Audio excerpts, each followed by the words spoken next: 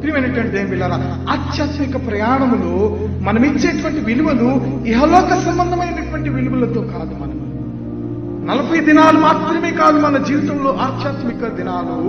దేవుడు మనకు అనుగ్రహించిన ఈ జీవితాంతము మనము దేవుని కొరకు మనకు అనుగ్రహించినటువంటి కార్యాలను వెదజల్లేటువంటి బిడ్డలుగా మనం ఉండగలుగుతున్నామా? ప్రియమైనటువంటి దేవుని బిడ్డలారా, సంఖ్యాకాండం చెబుతుంది కదా, పాత నిబంధనలో బలి పశువును అర్పించేవారు.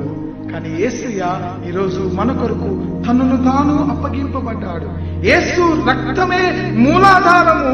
యేసు రక్తము మనల్ని ఏం చేస్తుందంట? సాతాను యొక్క బానిసత్వము నుండి మనల్ని విడుదల కలిగేస్తుంది. హృదయానికి పాపం అంటుకుందనుకోండి, ఆ హృదయములో పాపమును మనం దేనితో కలుపుకోగలము? నీళ్లతో కడుక్కోగలమా? పెట్రోల్ కిరోసిన్తో కడుక్కోగలమా? కేవలము రక్తంతో మాత్రమే కడుక్కోగలము. ఆ రక్తము ఏ రక్తము? యేసుక్రీస్తు శిలువ మీద చిందించిన ప్రశస్తమైన రక్తము ద్వారా మాత్రమే కడుక్కోగలము.